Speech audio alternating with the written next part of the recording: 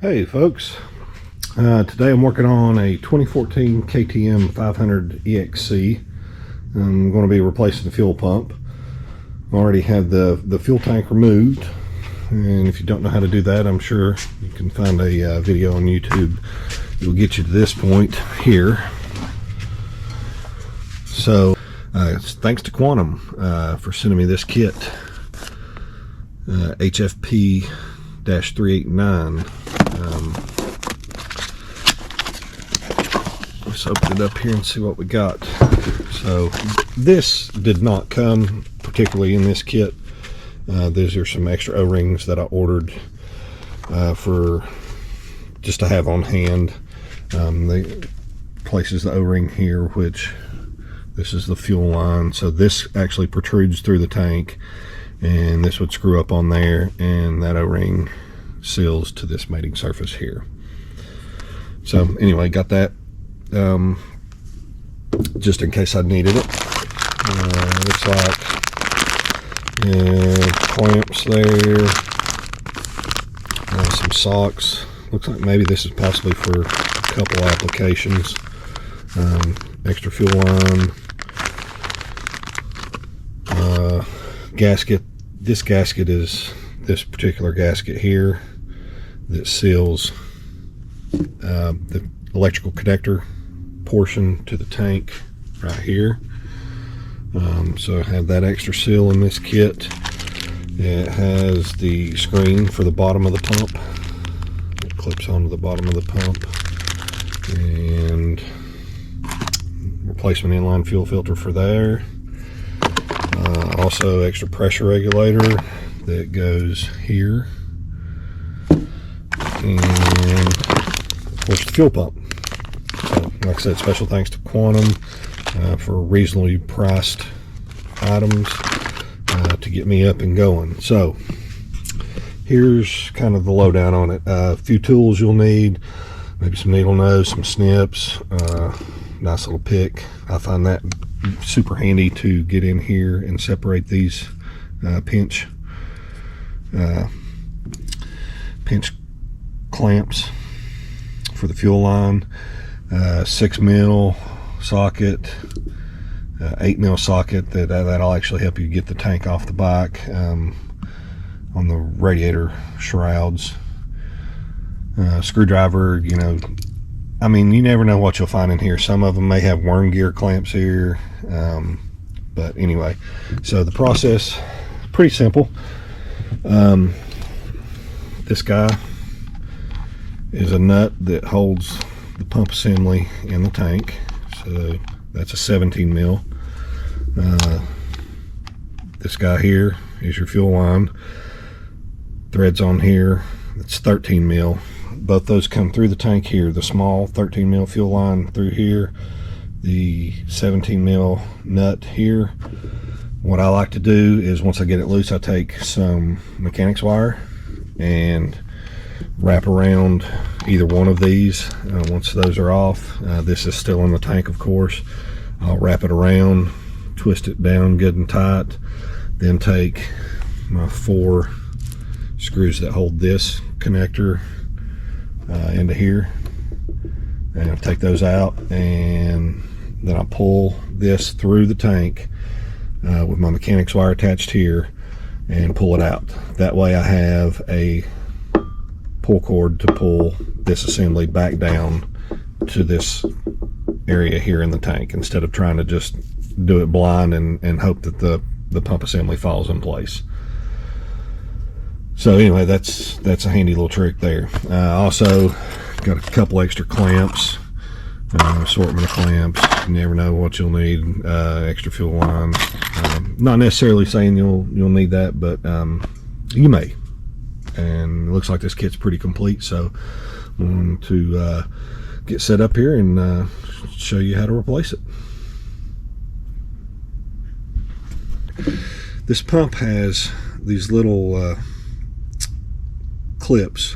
They're just plastic clips, and you can kind of push those in, and as you push them in, slide the top of the pump up and separate it right there, or the pump housing, I guess I should say. Same thing on the other side. You have 2 more little clips there. Push those in. That will release this whole piece here, the top of the pump housing. And with that loose, your pump will slide out, and you can disconnect your electrical connections there. That looks like that's broke as well, almost.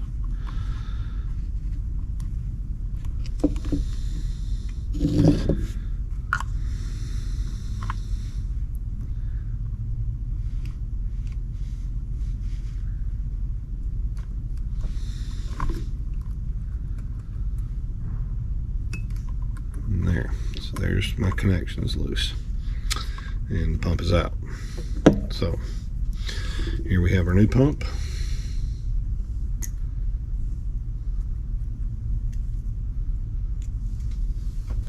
Take those ends off.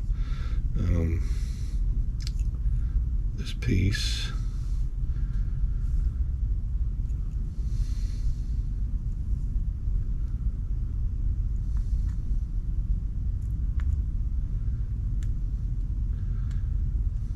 In there. Oh, I know that piece is a spacer, so you have a little washer there that's a spacer, and then that will go on like that. And from the old pump here,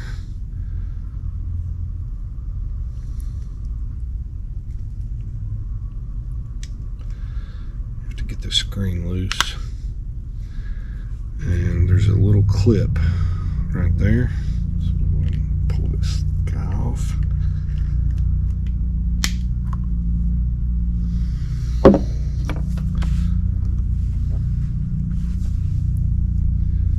And reuse this clip to put on that little post right there. And that holds this retainer on.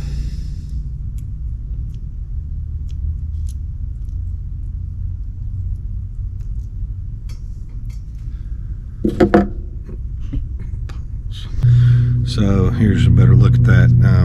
You have this retaining clip, and you have to push it down on that post to hold your this plastic housing onto the bottom of the pump.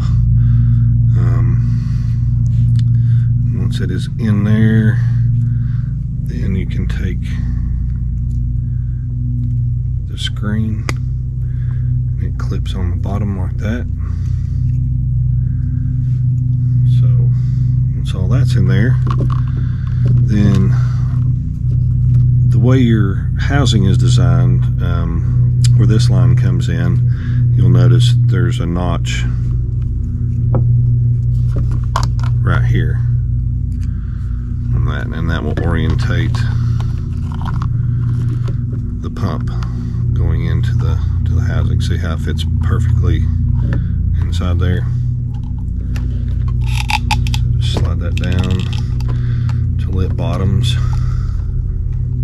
and you can take your pump housing top, slide it back into place.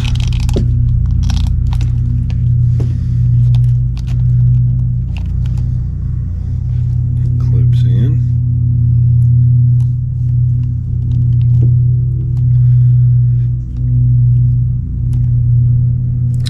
Then your connectors, electrical connectors, can go on. Alright, so here is the assembled pump assembly. New pump in. I wound up using the high pressure fuel line for this connection here. I liked it better. I was able to clamp it down good and tight.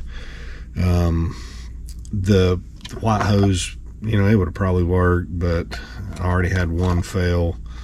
I think this hose fit better. on the pump and on the filter than the white hose. I did have to replace the small spade connector, and I use these gold-plated 7/64 female spades.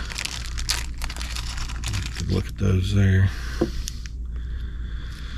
And I also use some heat shrink whenever I put the spades down on to the male spade. I heat shrink those on there as well, just to kind of give it an extra added assurance that it's going to stay on and not come loose off that spade, as well as zip tie my wires, so you know all that is holding tight. No chance of those wires pulling off. So give me a second and I'll get my pull cord wrapped up here, and we'll get this thing back in the tank. Okay, I've got a good camera angle there. Probably have to move this tank around some.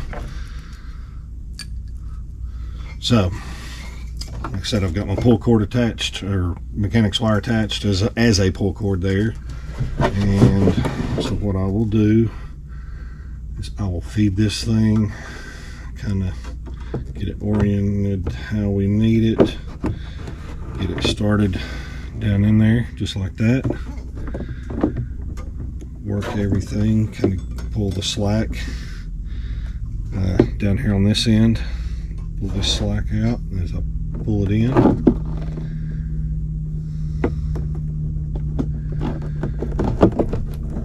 Get everything to go in.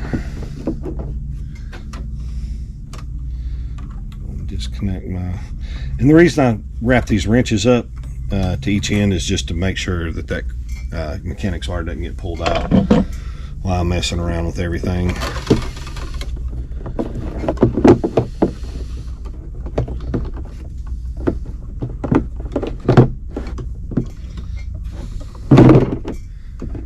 Okay, that's looking pretty good.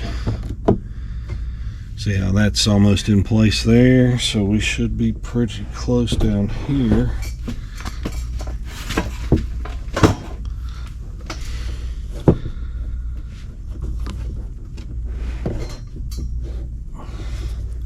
Sometimes you got to take you know, the little pick and just help things along down here to get it come up into place. All right, there, can you see that? I've kind of got that started. So what I normally do is I'll take my nut and get it kind of just on there, holding it until I can get everything pulled down here and get this mechanics wire off. Sometimes that's a little bit of a chore in itself, but I couldn't imagine pulling it without the mechanics wire. I mean, it makes a night and day difference. There, now we're getting somewhere.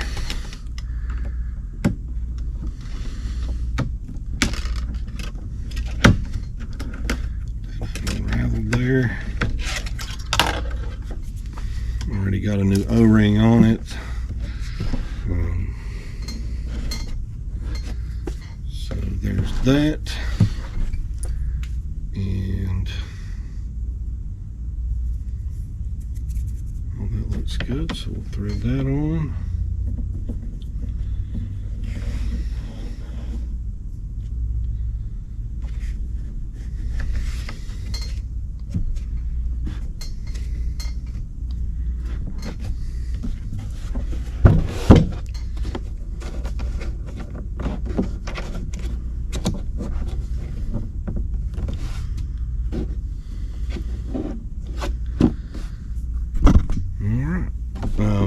From that point,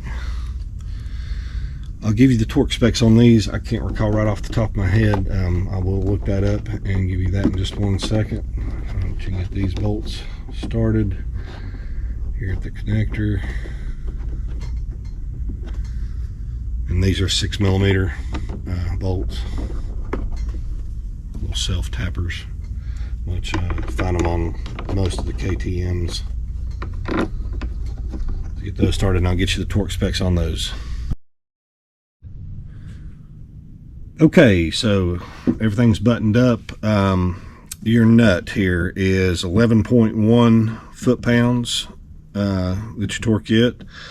The fuel line connector is 7.4 foot-pounds, and these 4 bolts up here are 2.2 foot-pounds.